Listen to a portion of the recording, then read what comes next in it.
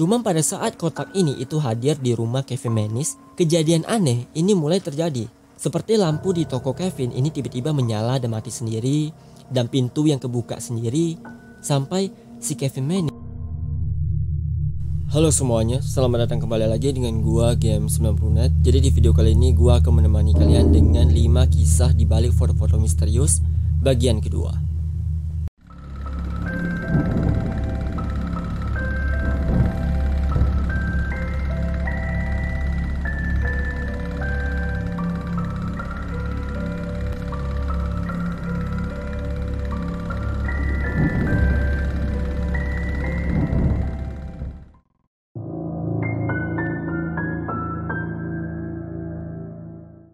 Cerita kali ini cukup simpel, padat dan jelas.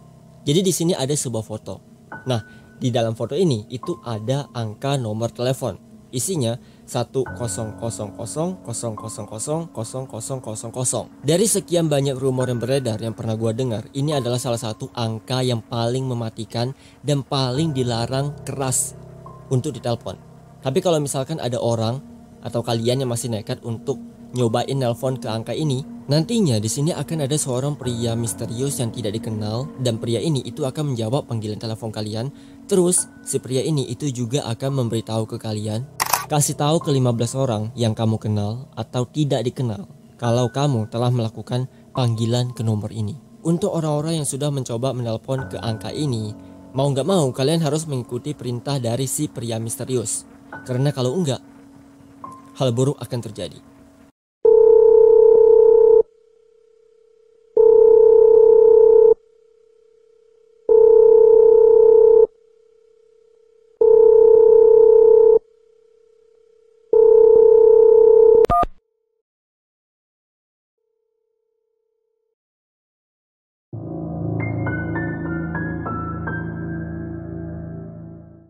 Foto yang kalian lihat ini namanya adalah Ellie Salem. Nah, kasus dari si doi ini benar-benar kontroversi, bahkan kasusnya itu sampai dibahas oleh berbagai YouTuber, dari Nancy Judge, Detektif Aldo, Nadia Omara, sampai ke BuzzFeed Unsolved. Tapi dari semua kasus yang udah dibicarain dari semua YouTuber di dunia ini, bahkan sampai ke para ilmuwan, para ahli yang mencoba untuk memecahkan kasus dari Ellie Salem, sampai detik ini juga gak ada satupun orang yang tahu penyebab kenapa si Ellie Salem yang mau lulus dari universitasnya tiba-tiba dikabarkan meninggal. Singkat cerita, Ellie Salem merupakan seorang wanita keturunan China, tinggal dan kuliah di daerah Vancouver di Kanada. Nah, pada tanggal 26 Januari 2013 ceritanya si Ellie Salem ini ingin pergi berlibur ke daerah Los Angeles, dan ceritanya doi sampai ke daerah sana dan menginap di Hotel Cecil. Sedikit background juga, Hotel Cecil ini bukanlah tempat yang baik bagi orang-orang yang kalau misalnya mahasiswa mau nginep di sana, karena hotel ini itu terkenal sebagai hotel yang reputasinya jelek. Dan yang paling parahnya, Hotel Cecil ini itu dikenal sebagai tempat di mana para pembunuh bayaran nginep di dalam sana. Dan salah satu pembunuh paling terkenal yang pernah nginep di dalam hotel ini itu adalah David Ramirez, pembunuh paling OP pada masa jayanya. Oke, sekarang kita balik lagi nih. Tadi kan gua bilang kalau si Ellie Salem itu sampai di Los Angeles dan melakukan check-in di Hotel Cecil. Ternyata pas di hari dimana si Ellie Salem itu pengen keluar atau check out dari Hotel Cecil pada 31 Januari 2013, rupanya keberadaan si Ellie Salem saat itu juga sudah menghilang dan gak ada yang tahu kemana si Ellie Salem pergi. Pas diinvestigasi oleh kepolisian setempat, ternyata mereka menemukan sebuah video terakhir di mana sehari sebelum si Ellie Salem itu menghilang. Dan dari video inilah pada akhirnya kemudian muncul berbagai jenis kontroversi, teori. Ada yang bilang Ellie Salem bertingkah aneh, terus Ellie Salem diintai oleh seseorang, lalu Ellie Salem saat itu mengalami gangguan kejiwaan. Dan yang paling gak masuk akal, ada yang ngomong nih kalau Ellie Salem itu memuja setan. 2 hari minggu kemudian setelah penemuan video Ellie Salem yang berada di dalam lift yang bertingkah aneh, bahkan si Ellie Salem kelihatan kayak sedang seperti diburu oleh seseorang, saat itu juga ternyata pihak kepolisian itu menemukan jasad tubuh si Ellie Salem. Kematian Ellie Salem ini kemudian muncul lagi nih sebuah kontroversi, karena di hari penemuan tubuh Ellie Salem, polisi mengatakan jasadnya ditemukan di dalam tangki air di area Hotel Cecil. Kejanggalan yang pertama, tangki air yang ada di dalam Hotel Cecil ini itu nggak bisa dimasuki oleh sembarangan orang.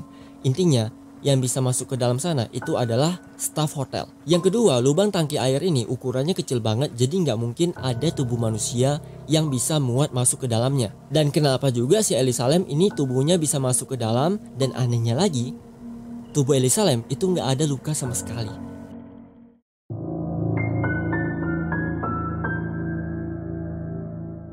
Kelelawar merupakan salah satu jenis binatang malam yang sudah pasti kelelawar ini itu akan selalu keluar pas di malam hari. Nah, kelelawar ini itu ternyata juga punya insting yang akan keluar pas di situasi yang genting. Nah, sekarang gua tanya ke kalian, pernah nggak kalian ngelihat kelelawar yang ukuran tubuhnya itu sebesar dengan tubuh manusia? Ini adalah foto kelelawar paling besar yang pernah ditemukan di daerah Filipina. Awalnya kelelawar ini itu ditemukan oleh seorang pemilik akun bernama Alex Joestar 622. Dan menurut si doi, kelelawar ini merupakan salah satu jenis hewan pemakan buah-buahan, tapi masih belum dipastikan. Karena ada kemungkinan juga kelelawar ini kemungkinan bisa menghisap darah, mau binatang atau juga darah manusia. Ukuran kelelawar ini diperkirakan sebesar ukuran tubuh manusia dewasa. Bahkan sayapnya aja ini benar-benar lebar, dan suaranya ini memang sama kayak kelelawar biasa, cuman nada frekuensi suaranya itu lebih besar dan lebih kuat.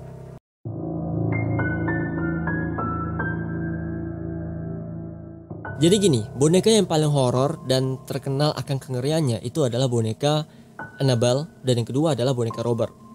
Mereka berdua ini adalah salah satu top list boneka paling horor yang paling ditakuti oleh orang-orang. Kali ini gua akan memasukkan salah satu boneka atau sebut saja sebagai sesepuh boneka paling tua dari Annabelle yang gak kalah seramnya dengan mereka berdua. Leta Doll merupakan salah satu boneka yang terbuat dari porselin. Boneka ini memiliki wajah seperti anak laki-laki berusia 4-5 tahun yang selalu tersenyum. Tapi seakan-akan alis di matanya ini menandakan kemarahan.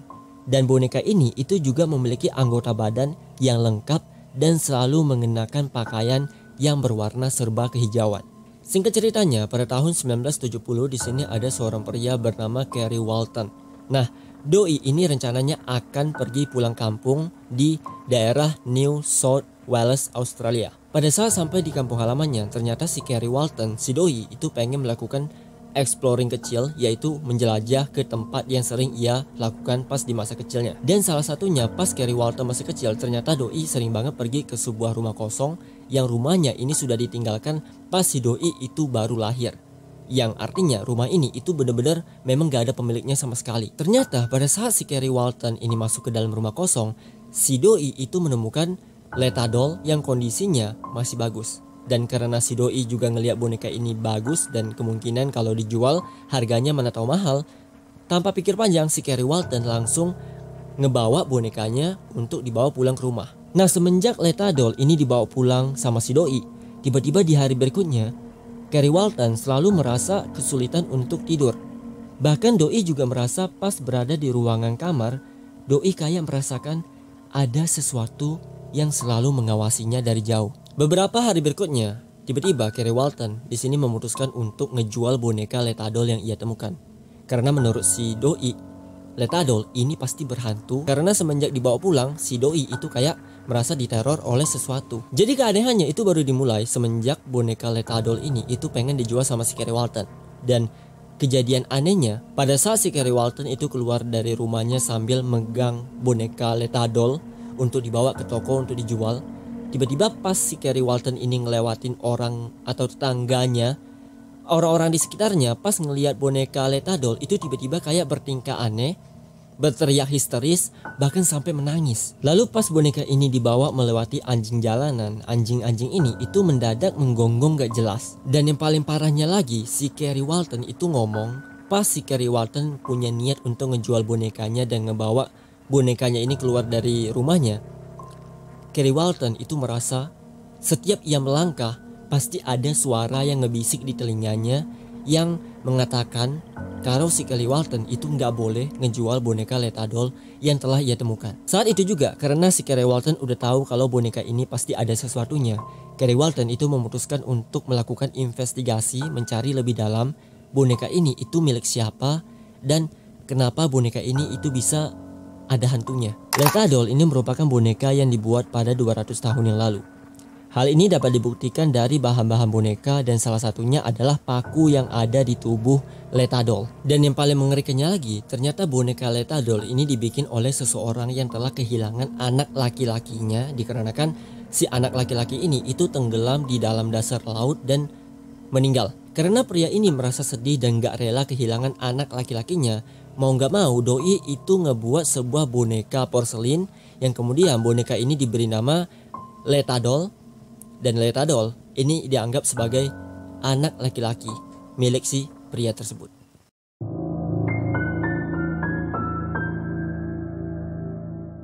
Kalau misalkan kalian mencoba untuk mencari orang yang pertama kali menemukan kotak di Bibuk dan mengalami kesialan di hidupnya, kalian pasti akan menemukan seorang pria yang bernama Kevin Mannis. Singkat cerita, pada September 2001, Kevin Mannis mengikuti sebuah acara lelang barang antik. Nah, tujuan dari si Kevin ini itu ia ingin mencari barang antik yang bagus untuk diberikan sebagai hadiah ulang tahun ibunya. Saat itu juga Kevin Mannis ternyata berhasil memenangkan sebuah DB box kotak boxnya, dan kemudian pas mau diambil sama si doi itu kayak merasa kotak ini itu punya hawa yang aneh, yang pada akhirnya doi memutuskan untuk ngembaliin kotak DB boxnya. Cuman pas kotak ini mau dikembalikan, ternyata pemilik asli dari kotak DB box itu muncul di depan si Kevin Mannis, dan doi itu ngomong kotak ini itu buat si doi. Kalau perlu doi itu hanya perlu ngebayar setengah harga, dan setelah itu Kevin Mannis itu boleh ngambil DB boxnya. Pada akhirnya karena si Kevin Mannis ini tertarik, apalagi harganya itu cuma setengah harga, Kevin Mannis itu langsung ngambil kotaknya tanpa mikir panjang dan dibawa ke rumahnya. Nah, kebetulan nih, karena si Kevin Mannis ini adalah salah satu kolektor barang antik, dan kebetulan juga dia punya barang antik, dan kalau barang-barang antik yang bagus itu biasanya akan disembunyikan di basement lantai bawahnya. Saat itu juga si Kevin ini langsung ngebawa kotak di Bibuk dan disimpan di dalam basement. Dan rencananya si Kevin itu akan ngambil kotaknya kembali pas di hari dimana ibunya itu ulang tahun. Cuman pada saat kotak ini itu hadir di rumah Kevin Mannis, kejadian aneh ini mulai terjadi. Seperti lampu di toko Kevin ini tiba-tiba menyala dan mati sendiri, dan pintu yang kebuka sendiri. Sampai si Kevin Mannis ini juga pernah pas lagi tiduran di kamar, ia melihat ada bayangan berbentuk kepala kambing raksasa yang ngelewat di tembok kamarnya. Hari berikutnya, Kevin memutuskan untuk pergi keluar membeli beberapa peralatan rumah. Cuman pas si Kevin ini sudah berada di lokasi yang cukup jauh, tiba-tiba ia ditelepon sama pegawainya. Pegawainya itu ngomong, di dalam basement si Kevin itu ada orang yang berteriak sambil ngucapin sumpah serapah. Saat itu juga Kevin langsung berlari menuju ke rumahnya, dan pas doi ini sampai ke sana, turun ke basement, pas dicek seluruh ruangan basement itu sudah hancur berantakan, bahkan ada juga bau kencingan kucing. Hari berikutnya lagi, di saat Kevin gak di rumah, tiba-tiba pegawainya ini nelpon ke Kevin. Hari berikutnya lagi, di saat Kevin gak ada di rumah, tiba-tiba pegawainya ini nelpon ke Kevin dan mengatakan kalau ibunya Kevin ini bertingkah aneh. Saat itu juga Kevin langsung berlari menuju ke rumahnya melihat keadaan ibunya, yang saat itu ternyata si ibu Kevin ini itu duduk di tengah-tengah ruangan dengan ekspresi wajahnya datar banget dan kayak orang yang benar-benar sakit. Dan pas dibawa ke dokter, dokter itu mengatakan kalau ibu Kevin itu mengalami stroke. Kevin sadar semua gangguan aneh ini itu dikarenakan kotak di Bibuk yang ia beli.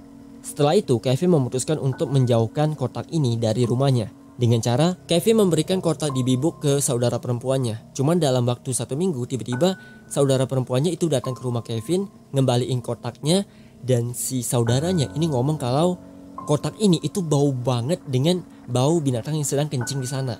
Percobaan kedua, Kevin ini memberikan kotak di Bibuknya ke saudara laki-lakinya. Dan selama 3 hari tiba-tiba saudara laki-lakinya itu datang ke rumah Kevin dan ngembaliin kotaknya. Terus doi ngomong kalau kotak Kevin itu kayak punya aroma bau bunga melati. Langkah terakhir yang dapat dilakukan si Kevin yaitu memberikan kotak ini ke pacarnya untuk dijual kembali.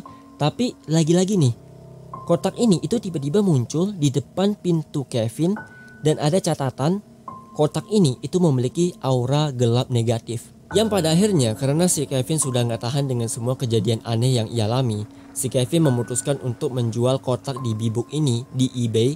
Doi sambil menulis beberapa rincian tentang kejadian yang ia alami selama pas si Kevin memiliki kotak di Bee-Book. Ya saat itu juga si Kevin berharap kalau kemungkinan ada orang yang paranormal yang tertarik sama kotak ini dan mau ngebeli kotaknya. Pada akhirnya kotak ini pun dibeli oleh Jason Hexton yang merupakan direktur Museum of Osteopathic, dan sampai saat ini kotak tersebut masih dipegang sama si Jason.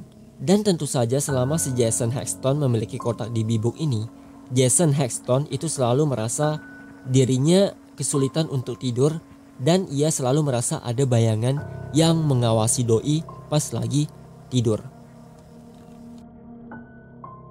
Oke, itu dia video kita hari ini tentang 5 kisah nyata di balik foto-foto misterius bagian kedua. Seperti biasa, kalau kalian suka dengan video gua kali ini, kalian bisa kasih gua like dan share video ini. Dan kalau kalian gak suka, kalian bisa kasih gua dislike aja. And seperti biasa, dukung gua terus dengan cara tekan tombol subscribe yang ada di bawah ini dan juga loncengnya guys, supaya kalian gak akan ketinggalan notif pas gua upload video baru horor lainnya. So see you guys on the next video and stay lumos.